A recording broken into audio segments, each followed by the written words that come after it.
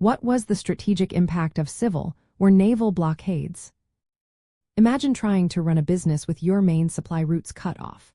During the American Civil War, the Union used a similar tactic called the naval blockade to weaken the Confederacy.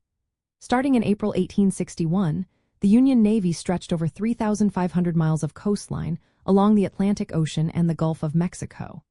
Their goal was simple but powerful: stop the South from exporting cotton and importing vital supplies like weapons and ammunition. They deployed a large fleet of ships to patrol key ports such as New Orleans and Mobile. This blockade made it extremely hard for the Confederacy to get the resources needed for their war effort. It cut off about 95% of cotton exports, which was a major source of income for the South. Without steady trade, the Southern economy suffered greatly, and their currency lost value. The blockade was not perfect, though. Some blockade runners managed to slip through and smuggle goods into the South. Despite this, it was still effective in reducing the Confederacy's ability to sustain a prolonged fight.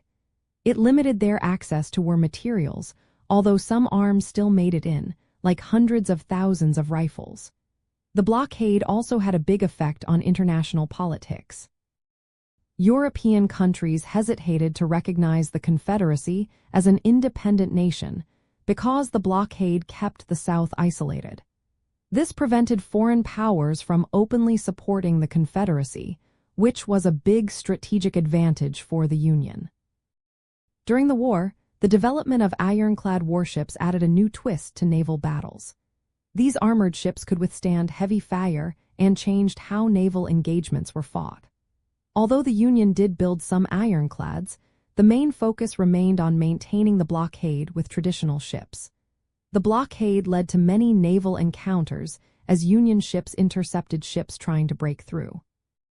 These battles showed how controlling the seas was vital for cutting off the enemy's supplies and weakening their war effort.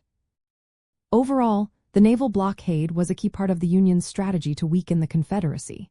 It helped to choke off trade, hurt the Southern economy, and limit their military capabilities. This approach played a major role in the Union's victory by making it harder for the South to fight and survive.